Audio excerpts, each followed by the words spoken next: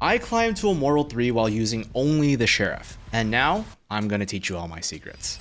What's up guys, it's royalG, and I am a Radiant player and coach who enjoys doing challenges and teaching people about the game. I'll get straight to the point.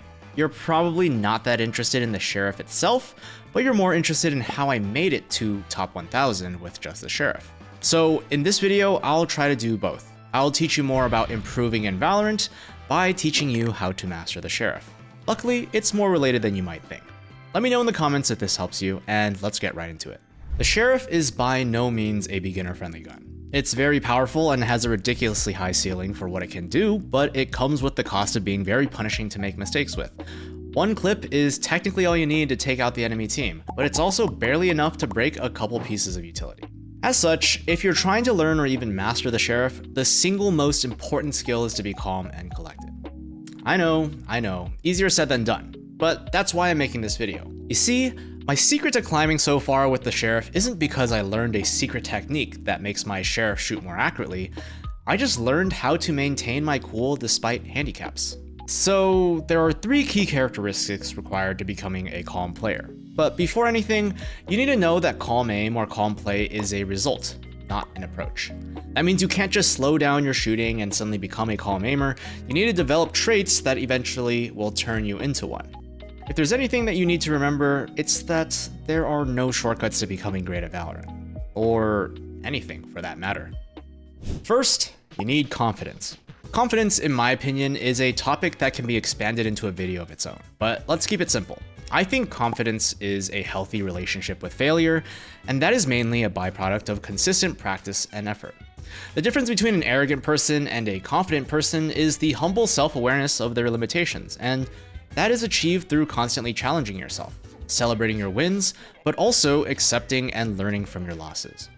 This also means that no matter how hard gurus or other people try to convince you that you can just be confident, you can't trick yourself into becoming a confident person.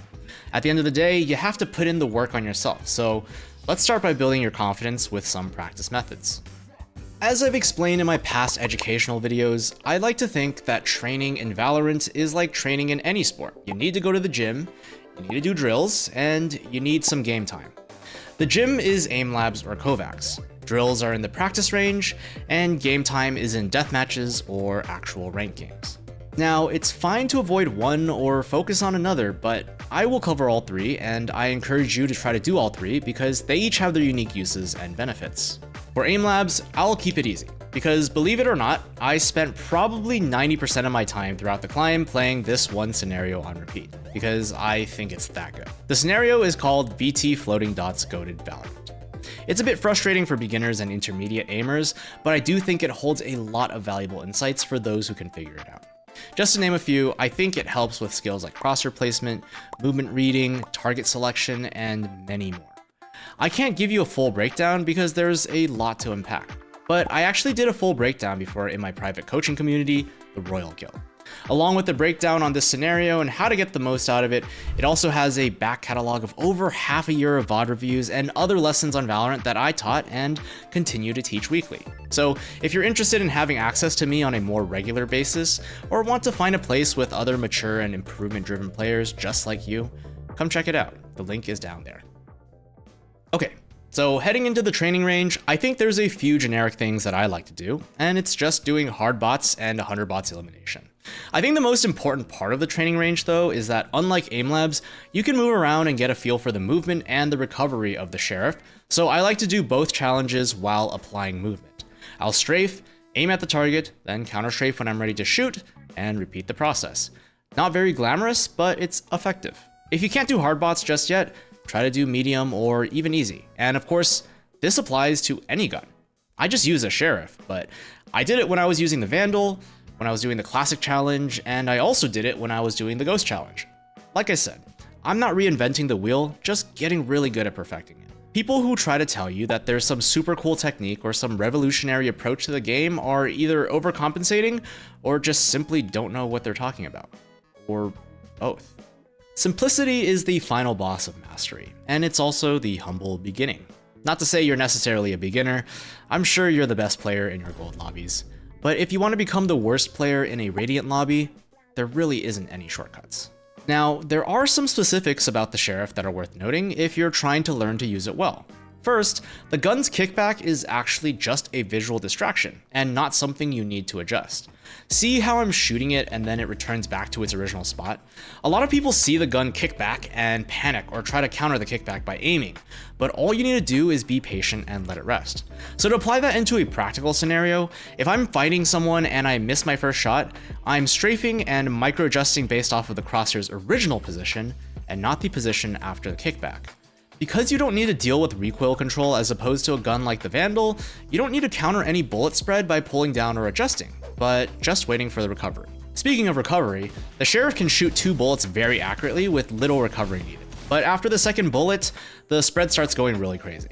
So that means you have 1 extra shot if you miss your first to quickly readjust, but after that point, you're likely going to have to wait for your gun to recover a little more before you shoot again. Apart from that, there really isn't any crazy tech with the Sheriff. You just point and click. Okay, so assuming you put in the practice and have started building your confidence, the next key factor is patience. Now, just like confidence, you don't build patience by just deciding to be patient. It's a process, and if you just sit there and wait, you turn into that everything is fine dog name. Anxious, but not doing anything. Now, if you've talked to me in the guild or have seen my other educational content, you know I love analogies, so I'm gonna run with this meme. I lied. You're already the dog in the middle of the fire, but you can't stay there forever. Luckily for us, dying in Valorant does not equate to dying in real life, but it does equate to, losing the round or crushing feelings of failure and inadequacy, which are all a little bit worse than death. Jokes aside, you're gonna have to get burned, but here's the magic. It's not going to feel nearly as bad as you think it does. What I mean is, your fears of losing a duel or dying in game is a fire that is currently much bigger in your mind than it needs to be.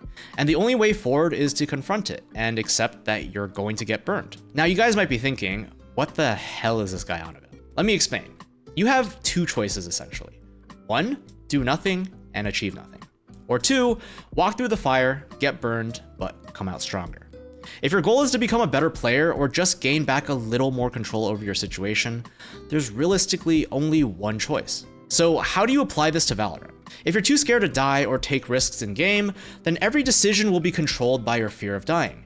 If you think about how that affects you in game, that means you'll probably try to avoid gunfights if possible, and when it's not possible, you're only fighting because you don't want to die and lose, instead of fighting because you want to win. You'll rush shots, whiff, and then die anyways in a sad and humiliating manner, and now your toxic jet is telling the enemy team to report you, which only makes you feel that much worse.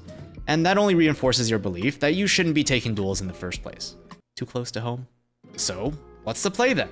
Well, I think you know the answer, but here's a way to get burned in a more manageable way. Head into a deathmatch and just run around and do absolutely nothing. I mean, don't shoot at anyone. Act like you're taking a gunfight, but just don't shoot and observe. Notice how long it takes the enemy to kill you and take note. Seriously, that's my suggestion. You see, the problem with patience is that people always think patience is synonymous with inaction because that's all they see the patient person doing. But true patience is calm and calculating. A patient player isn't waiting for fun, they're waiting for the best opportunity to strike. If you're constantly afraid of dying, you'll rush your shot because you're afraid of giving the enemies a chance to kill you. But in reality, the only thing that matters is when you can kill them. Think of it this way. If you find yourself in a gun duel, does it really matter if the opponent is an Iron player or a Radiant player? In both cases, the only way you win is if you hit your shot before they hit theirs. So regardless of rank, the only thing that matters at the end of the day is, can you hit your shot in time? In other words, can you confirm your shot in time? Patience is being aware of what fires you can and can't handle, and confidence is being okay with being burned. And together they build the backbone of a player who's calm and in control. So what's the final step? Let me ask you a question. Why get burned when you don't need to? As I said earlier in the video, the Sheriff has a lot of potential, but it also has a lot of limitations. You can one-tap a whole team with one clip, or you can barely break 2 pieces of utility. So if you're trying to get the most out of the Sheriff, or any gun, you need to play around the strengths while minimizing the weaknesses. It wouldn't make sense to throw yourself into the open where you have to break copious amounts of utility while also dealing with enemies swinging you in the process. If you've seen my Sheriff-only content, you might have noticed that regardless of agent, I tend to play a few positions more often than others. For example, U-Haul on Bind. The reason I do this is because I know my limitations with the Sheriff. I can't hold a position like B long or backside on B because there's just too much utility to deal with, and it's likely I won't be able to escape if I needed to reload or retreat. So instead, I'll play U-Haul because I have the ability to open the round by fighting someone trying to peek down short, transition to a hold against a side execute, while also having an escape path if I get util dumped or need to reload. By doing this, I maximize the chances for me to make an impact while covering for my weaknesses so that if I don't get a kill, I can give myself more opportunities. Some people call this game sense, positioning, or having a game plan, or whatever you'd like to call it. Regardless, the principle still applies. You need to learn how to make the most out of your situation with whatever you have. Sometimes that means walking through a fire, and sometimes that means avoiding the fire completely because you don't need to get burned to achieve your goal. Unbridled confidence without patience leads to reckless decision-making. Blind patience without confidence leads to anxiety and inaction. And tactics without strategy is missing the forest for the trees. Whether your goal when you clicked on this video was to improve with the Sheriff, learn how to play more like a Radiant, or just gain insights on how I managed to perform despite handicaps, all require the ability to be calm and in control. And if you need more help, you can always come join my guild to learn more. With that being said, good luck on the grind.